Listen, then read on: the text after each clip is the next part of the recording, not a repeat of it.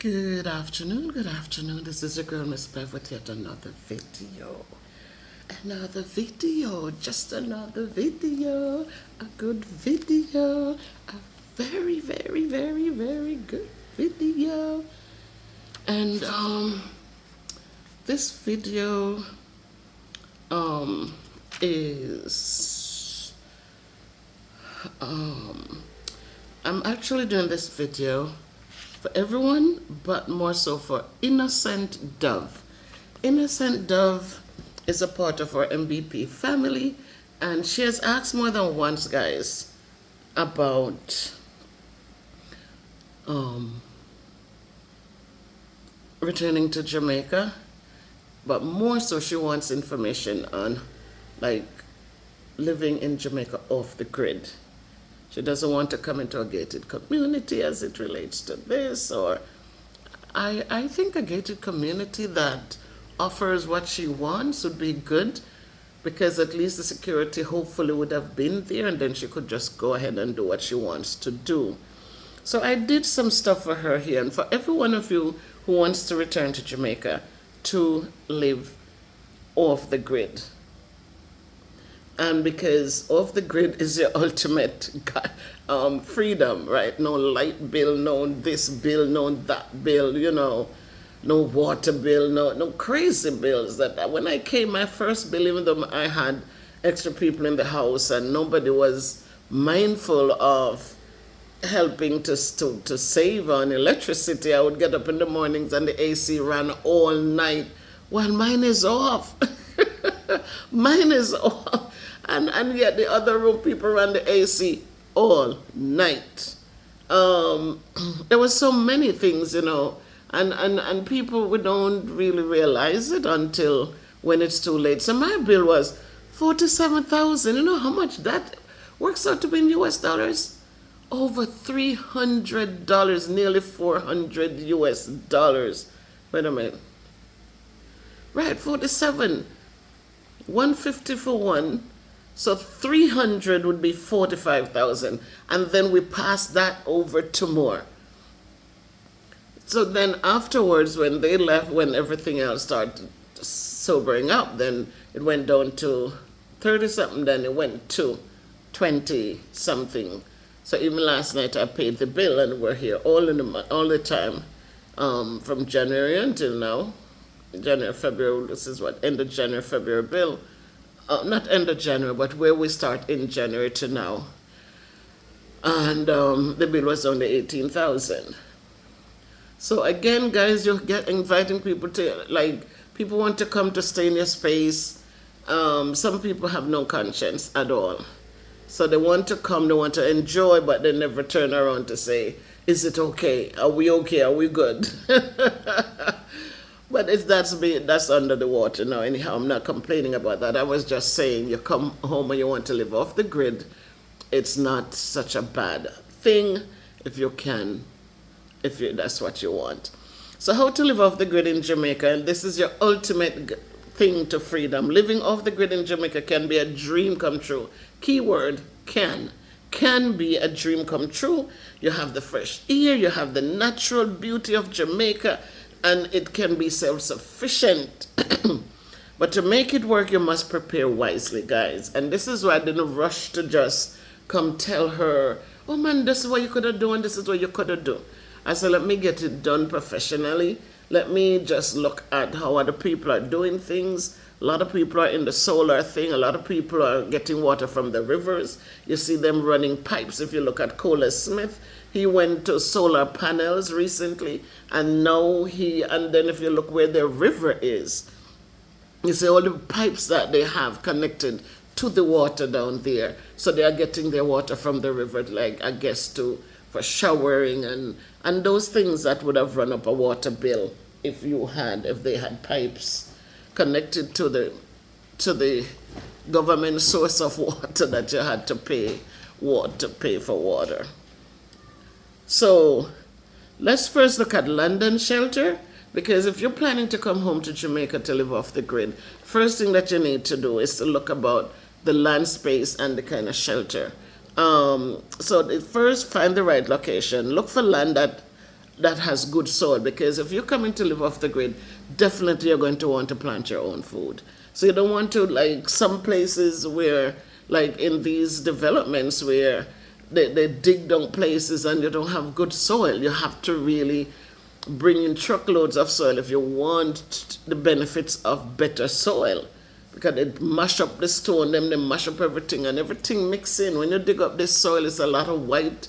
If you look at the plants around there, when I do the video, you see what is there. So it mixed with a lot of white crust, something, I don't know what that is. But it's not your nice brown dirt, you know. So you want to look for land with good soil, fresh water sources, and access to essential resources. You have in the rural areas like St. Elizabeth, Portland, or in the hills of Manchester.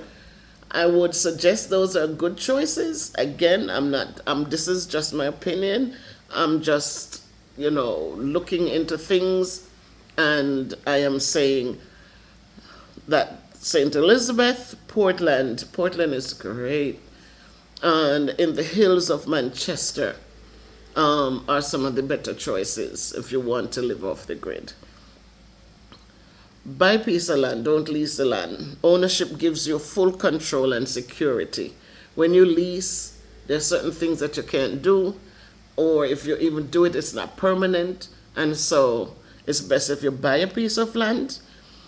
Build a sustainable home. Build something that can withstand the hurricane. Remember, Jamaica is in the hurricane, whatever. So you want to buy your land and build a home that can sustain the heavy winds, etc., and the floodings that do. That's part of living in Jamaica. So one of the suggestions is to do bamboo or wood or cob houses. I don't know what cob is. I need to look to see what a cob house is. But that's one of the suggestions, because these blend with nature and these are hurricane resistant. I looked at some little houses and I helped to build a lot of houses here in Jamaica for the poor, for the needed ones. And it was quite amazing that these were not houses that were concrete houses, but with all of the hurricane and flooding and stuff that came through, those houses stood firm in a man. Because even in St. Elizabeth, where we'd build most of the houses in St. Elizabeth, and when you look at how so many other homes, the roof gone, this gone, and yet the little houses that were built from the goodness of our hearts for those poor people up there, they withstood the heavy breezes and stuff like that. The next thing we need to look at, so first we find the land space and we build a sustainable home. Water and waste management is the second thing we should be thinking of. So you can take your notes. You have to come like, I have a person, special person whom she has in her house the barrel. She catch her rainwater in buckets. When the rain coming, she let the rain wash off the first, if it's a good heavy rain, it wash off the first part of the zinc. Because we know we always talk about the zinc birds fly over and poop on the top, you don't know. So you should wash off that first part, the dust and all of that accumulates up there. And then she sets everything that can hold water in it out there and catch her water. And she keeps her barrels in the house, 3 barrels, filled with rainwater. Rainwater, that means she can drink it, she can bathe with it, she can do everything with it. And she has those. Plus she has another 2 containers out there that she keeps filled with water and put the cocoon in it. You remember cocoon, guys? The brown thing. You drop it in the water. That means if anybody should, we know people might not be bothered with you, but you never know. But anything that is unhealthy that enters into your water, the cocoon will sink. And so that's how when we were kids growing up, Granny always have the cocoons in the drums. We call them drums then, and it was said that if poison or anything gets into the water, they just sink to the bottom. Otherwise, they stay afloat. So collect your rainwater, invest in large tanks, or create a natural filtration system. Find a nearby spring. Natural water resources are a major advantage when you're living off the grid. Manage your waste properly. Manage your waste properly by using your compost toilets and grey water recycling to help keep the environment clean.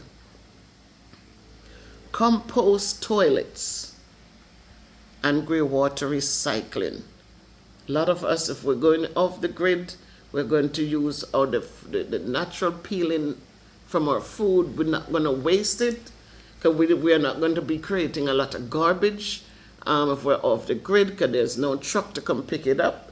So we are going to be using things that are not going to be creating all this garbage, things that cannot, that are not biodegradable. They don't rot and get back into the soil to help it build. So if you're living off the grid, it means you're not buying plastic drinks and stuff, or water in bottles and all that, because whatever you use is going to be biodegradable. Your energy independence, again, you're coming home and you're planning to live off the grid. Remember that you will need a source for light. So solar power, that's the route everybody's going. I don't know if there's going to be later on down the road something, we start things and all of a sudden, oh my God, if you had solar, if you use solar power for this time, then you were exposed to X, Y, and Z, and oh my God. So, but solar power is king. Jamaica is very sunny, and so you won't lack, that source of energy. Invest in solar panels, batteries, and backup generators.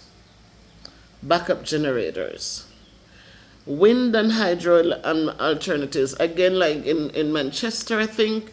I don't know about St. Elizabeth, but I know that in Manchester they have the wind thing up there. So I don't know. If your land has wind exposure or stream, consider other renewable energy options. Low energy appliances, use your gas stoves.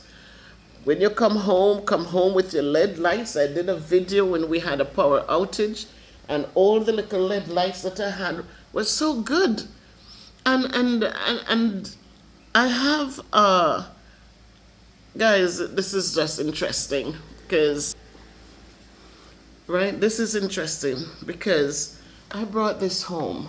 I shipped it in my barrel. It wasn't supposed to. I bought 2 of them, one for Donnie, one for myself, right? When we got them, they had power. They had power. Right now it's at 17. Right, because I charged my zapper for the mosquitoes. I had charged it on there. I use it for something. I think I use it to charge your phones. And so it ran down the battery. It ran it down.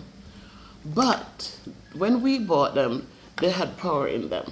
So what Danny did, he ran it out, run it, so that when I packed it, because there was something talking about you couldn't put them in your barrels to send it. But we packed it with like 5%. It was very, very, very, very low power that was in it when we packed it. This thing, look at this. It has 2 plugs right there. Right? You can I plug in the zapper on there. Oh, my nail is dirty. We plug the zapper in to be charged there. Right? It has the AC. When you press the power and you plug something on it, it doesn't work until you press the AC. You press that button, and then you will see it starts giving juice to whatever you plug onto it. Then on this side, You can charge your phones. You have these kind of things here for whatever. And again, this comes with the lights. Look at that. So many lights. Look at that. So many lights, right? So this is one set of lights here on this side. Look at that. If there's an emergency, it flashes. Then on this side, more lights, guys. Look at that. Powerful, powerful light. And when we had the power outage, I didn't even remember I had it. Didn't even remember. See, it gives that. Didn't remember I had it. And it was fully charged. It was at 89% charged. And I didn't even remember we had it. Because I have all the other little lights that I showed you. So you're coming, guys, you have all those little lights that are solar powered. So you'll put them in the sun in the daytime. They get all the juice they need. And at nights, you get in as much light as you want to get. So low energy appliances, you get your gas stove, you get your wood burning stove, your LED lights, and whatever else make it be energy efficient equipment to live off the grid. When it comes to your food, you know that you're coming to live off the grid. You're not going to be dependent on the manufactured foods, but you're going to be growing your own food. You're going to plant your yam, your banana, your callaloo, your ackee. You have your ackee trees. A lot of times, if you're planning to do these things, when you're purchasing your land, make sure it's not just some bare land. Look for land that is already laden with fruit trees, a breadfruit tree, an ackee tree at least, some orange and mango and, stuff like those. And you can add whatever you want later on, but make sure you're starting out with a breadfruit tree on your property, a coconut tree on your property, an ackee tree, because ackee is your salting, right? That's your breadfruit. You can cook it, you can roast it. Right there you're starting out knowing that you're not going to be hungry, right? So make sure you have those callaloo. You plant up your patch of callaloo. You plant up your few banana trees. Sometimes you buy property and them have banana tree already on it. So any reliable food source that you're thinking of, that you think, just make sure when you're looking for property, you have that. If you're buying the property to come later, you make sure you plant what you need. Your soursop, boy, make sure you do a soursop tree. And stuff like that. Your fresh orange juice in the morning is great. So you want to make sure you have quite a few orange trees on your property. You can raise your little animals.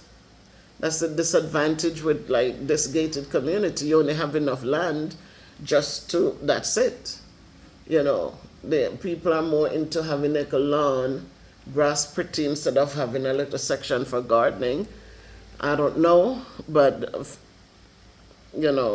things were different, I would have less lawn and more callaloo and cucumber and a couple of fruit trees, and that's my thing.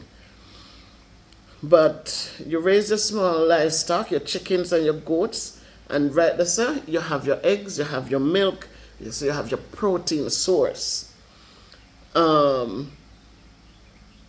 So you can ask other questions. I'm just telling you, if you're starting off, this is how you could start off with your food.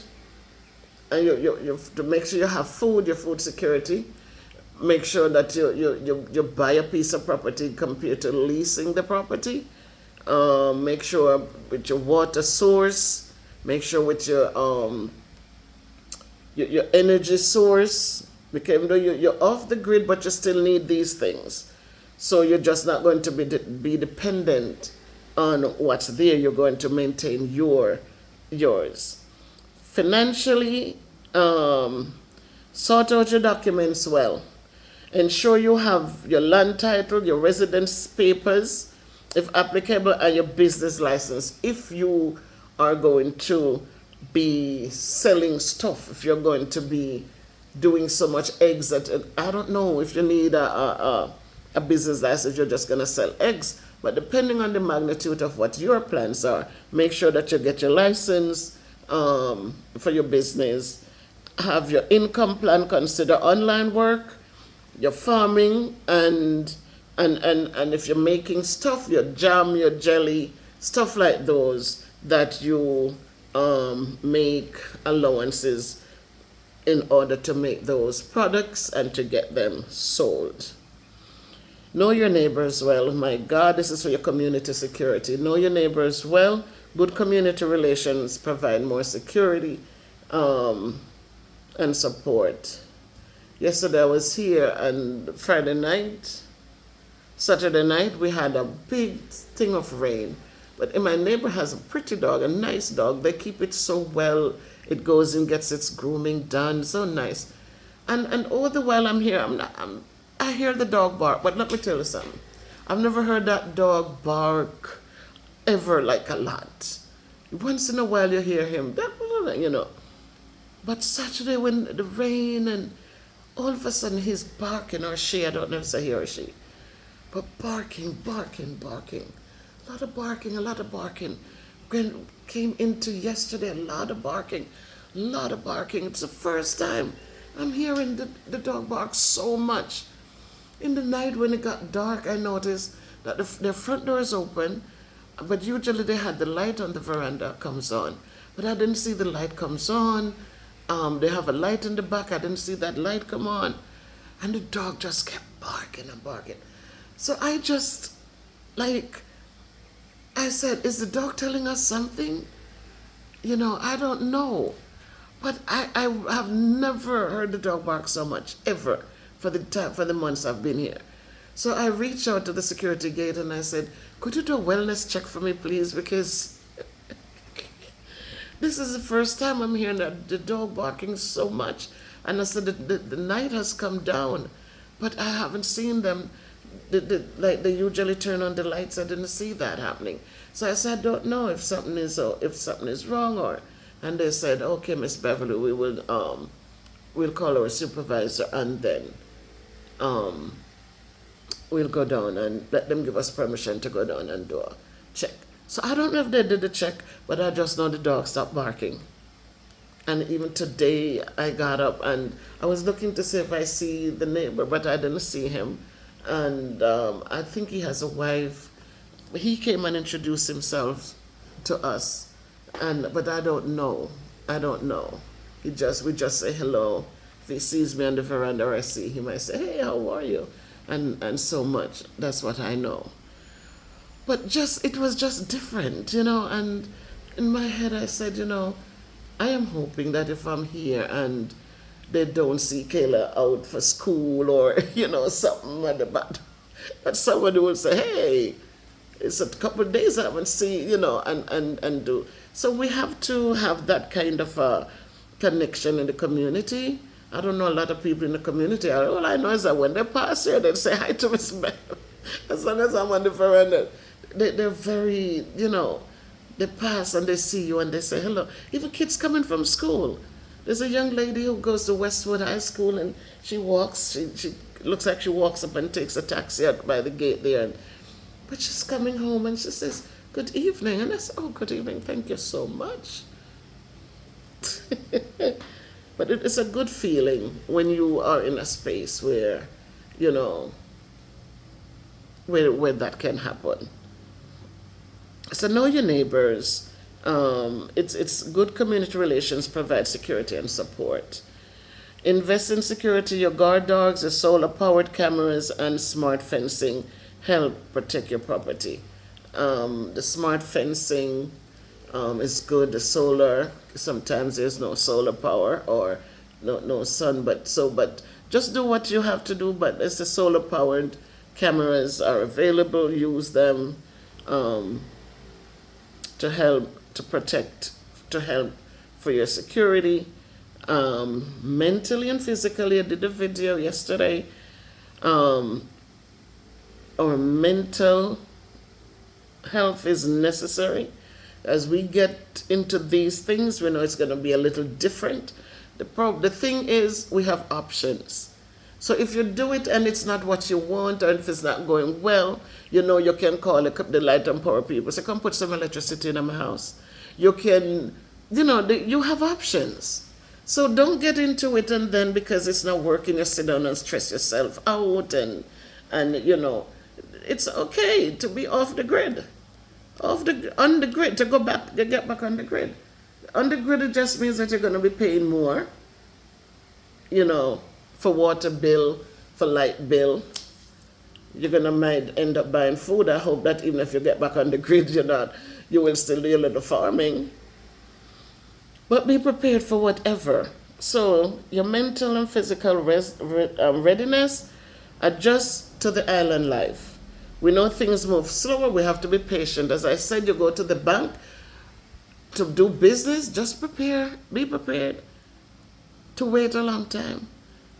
If you go to Kentucky, if you go buy them chicken, no, you're not going to do that. But just know that customer service is very slow on the island. Just know that.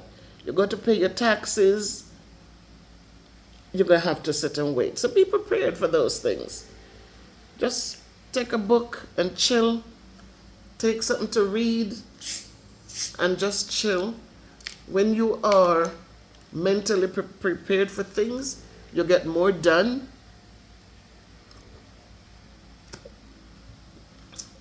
You get more done, and it's done the way you want to do it. This is Shreps Ginger Ale. That's what I buy these little, and I sip on them. And very refreshing. It has ginger, so they say it's good for the stomach anyways. But I buy these. I like, it's just this much, and you sip and sip and sip. So this serves me for the entire day. Because next to my sipping, I also have my water. And I used to use water, WATA. But what I find is that now I'm trying Catherine's Peak. Catherine's Peak has a nicer taste to it than water.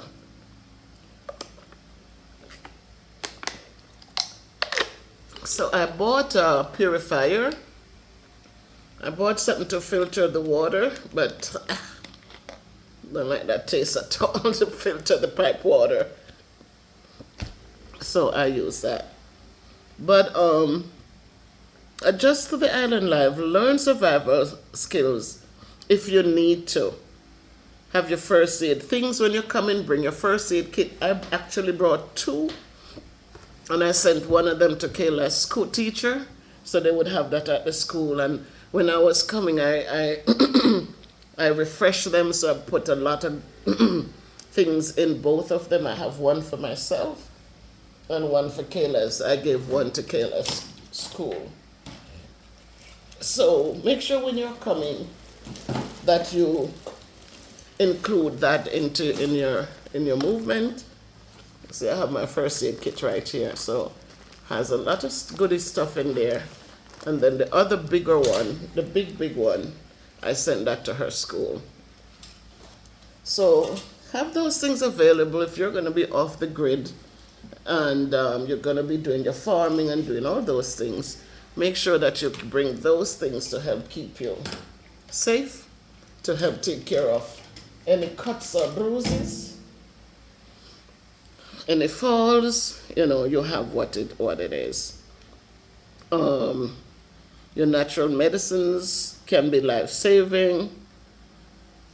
If you understand it, remember when we talk about tea bushes, we don't know the amount to use in order for it not to be potent.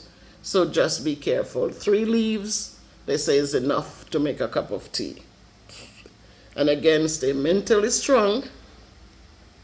If you're off the grid, you're going to be mostly alone. Solitude can be challenging, so you have to create hobbies. A lot of people say they come home and they want to be alone, and so that's your wish.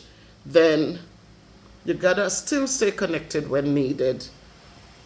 Create your hobbies, get caught up into the Rotary Club, get caught up into the Kiwanis Club, get caught up into church things so you can, you know, you can still be a part of stuff.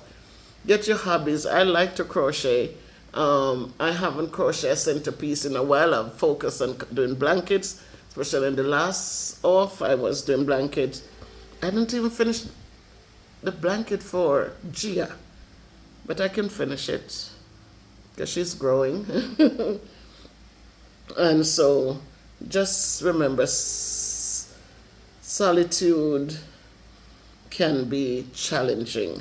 You have to make sure that you stay mentally focused, understanding that it might be exciting for a moment, but then the excitement dies and it just seems so all alone.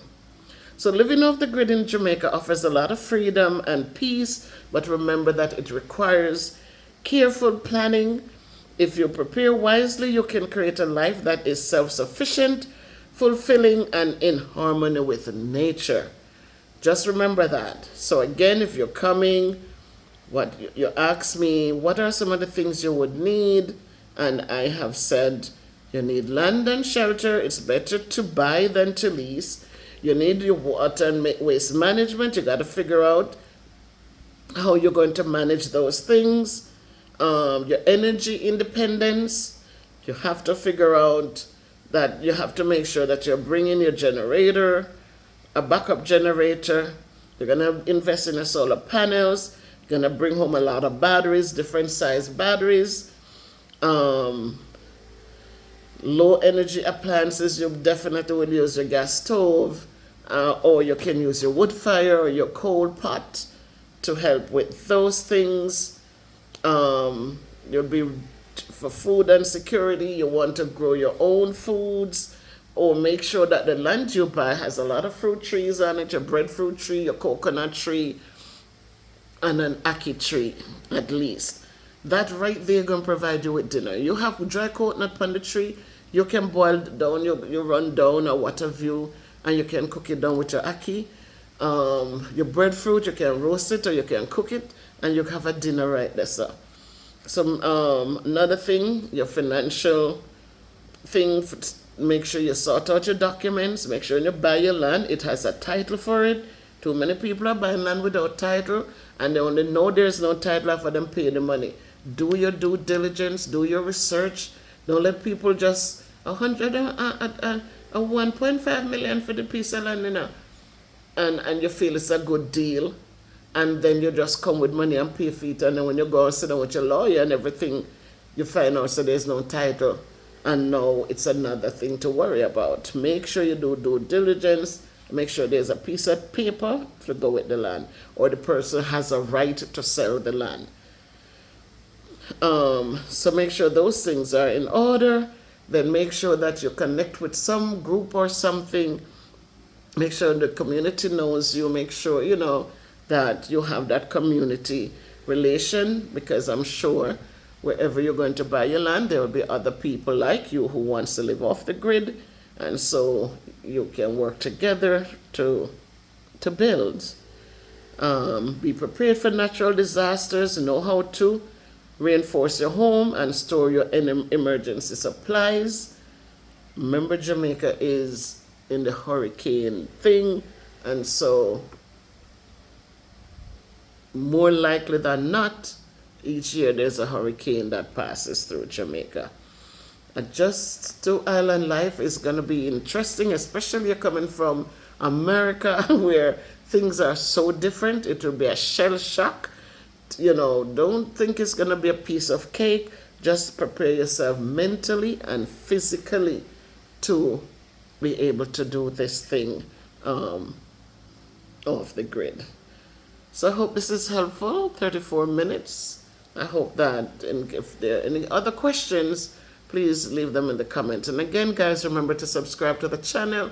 I see we're getting some more subscribers as we talk about immigration and things like those.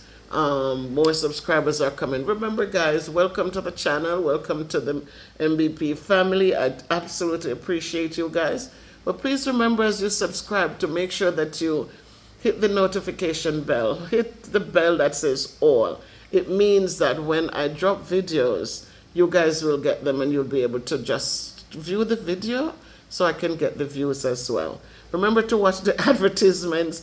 That is how I get a little revenue from YouTube. So please, guys, watch them. When they come on, please be patient. And sometimes they put some nice ones on your videos as YouTube is pushing out your stuff. They evaluate and they decide what ads to put on your videos. And so please, show Miss Bev some love. Please, give me some love. Just watch it.